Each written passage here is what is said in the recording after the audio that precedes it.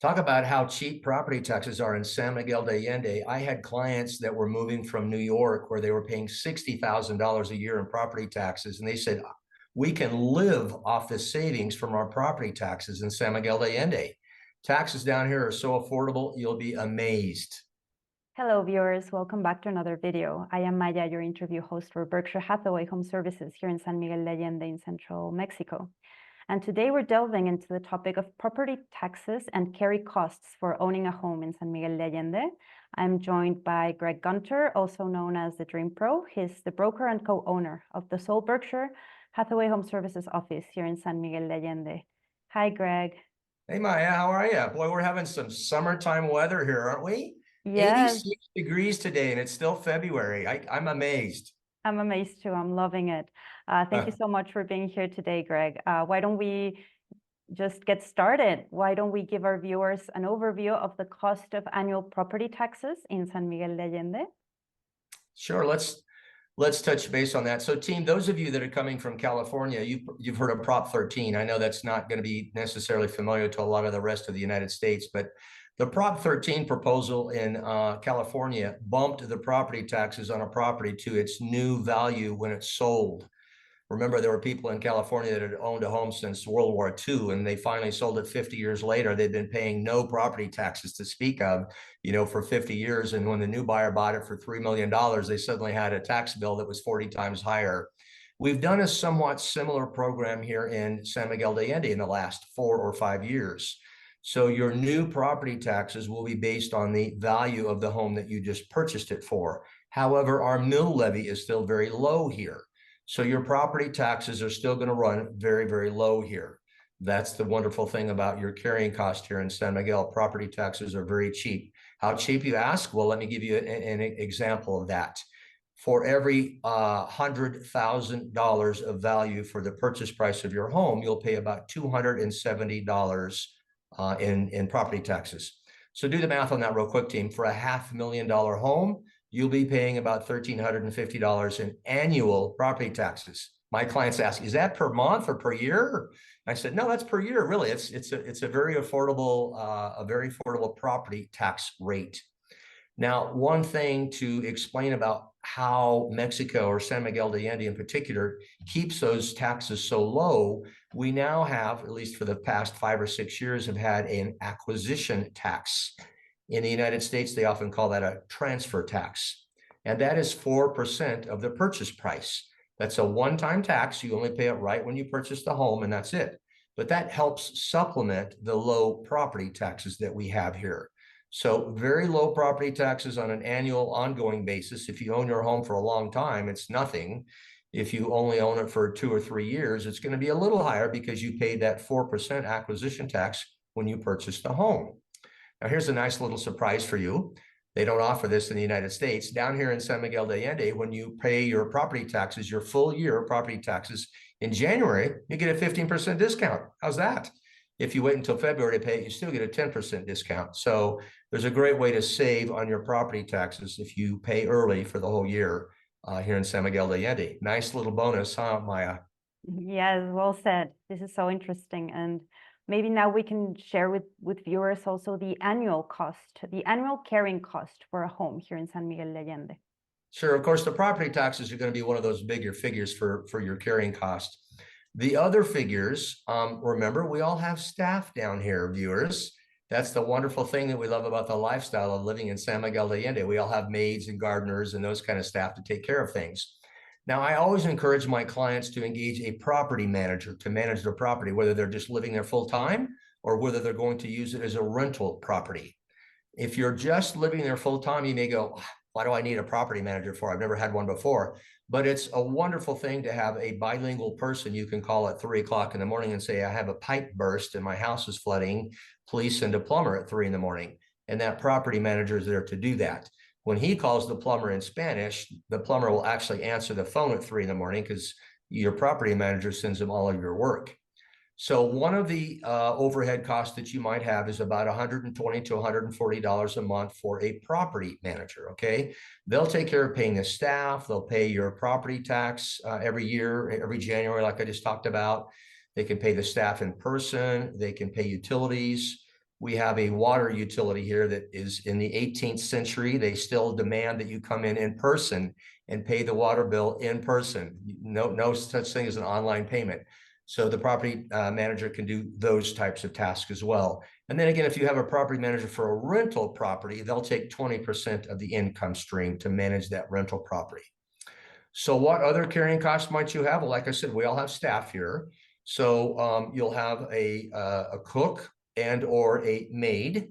I have one that's a combination. She's a very good cook. She's a cleaner, a maid. She does all my laundry, all my ironing. She buys flowers for me and arranges my flower arrangements in my house. I have 3 of those throughout my house. She is 100 pesos an hour. Now I live by myself, and she cooks for me, by the way, like I said, and makes meals that I can reheat. I only need a maid twice a week for a total of 10 hours during the week. So you can do the math on that real quick. That's 1,000 pesos for a week. So depending on how large of a household you are, how big of a house you have, you might have one that spends a little bit more time at your house.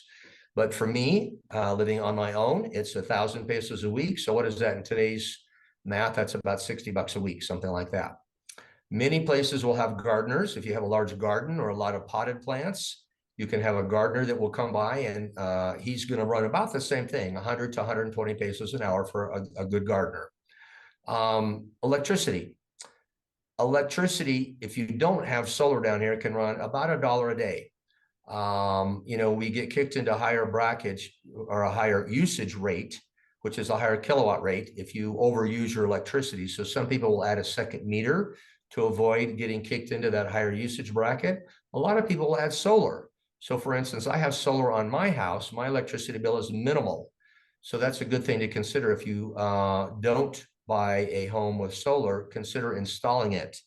Down here, everyone buys the solar system. It's not a rental program like lots of the United States. So it's an owned asset that carries with the property. So that's a very good thing to look for. If you look for a listing that has a solar system, it's going to save you a lot in your electricity, and it's already paid for. It's included in the house, just like the water heater. Other monthly costs, your internet might run you $1.25 a day. Your water might run you $20 a month. Your what else can I think of? Internet, we've covered electricity, water, gas. Okay, everyone here has a propane gas tank. So your gas in the wintertime when it's colder, it might run you $50 to $75 a month. In the summertime when it's much warmer, that same amount will cover you for 3 or 4 months. So gas is variable depending on the season, of course, but it's very low as well. The other one I wanted to talk about was property tax or homeowners insurance. Sorry about that. Homeowners insurance here is in many cases non-existent. Remember, we have no natural disasters in San Miguel de Allende, no earthquakes, no tornadoes, no hurricanes, no floods. Nothing can burn in the house. They're all masonry construction here. So there's no wood structural components here. They're just decorative. So really nothing can burn in the house. So many people don't pay for homeowners insurance here. It's cheaper to have a broken window fixed because it's 10 or 20 bucks to fix a broken window versus having an insurance policy that you then, work against your deductible. So many people will save several hundreds, if not thousands of dollars a year on their homeowners insurance as well. And you just self-insure by correcting everything yourself. So all of that together, your overall carrying cost for the entire year could be covered, for instance, by renting your home for a month. If you don't live here full time and you chose to rent it for a month, that month's worth of rental income would cover your carrying cost for the entire year. It's amazingly affordable down here, team. Thanks, Greg, for such a detailed breakdown. I'm sure our viewers will find this incredibly helpful. Now, I have a question for you, Greg. Are real estate commissions something your real estate clients need to know about? Well, for buyers, we're working with a lot of buyers. Those of you that are watching this video are probably buyers or potential buyers coming down from the United States. So, of course, you do not pay a commission down here. Now, I know a lot of you have heard about the recent lawsuits that are going on in the United States about buyer's commission versus seller's commission. We don't have a traditional MLS in San Miguel de Allende. So that means we don't have any of the ongoing tools to help people find homes online like Zillow and Trulia and Redfin and all those other online tools. They're not in existence in San Miguel.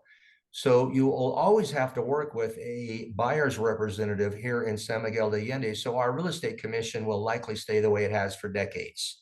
The commission has been historically, and I'm sure will continue to be paid by the seller. So you as a buyer are not paying the real estate commission. They run about 6%. Of course, they're negotiable, but they run about 6%. And then we have to charge IVA on top of that. But as a buyer, that's not something you need to worry about. So not an issue for buyers. The commission, that 6% plus the IVA, the 16% on top of that, can total a total of 6.96% of the purchase price, the home the price that you're paying for the home. But again, as a buyer, not something that you need to be concerned about. Thank you, Greg. We touched already on this a little bit a while ago, but let's tell our viewers maybe more about the acquisition tax they have to pay when they buy a home. Certainly. As I mentioned a few moments ago, team, that acquisition tax is roughly 4%.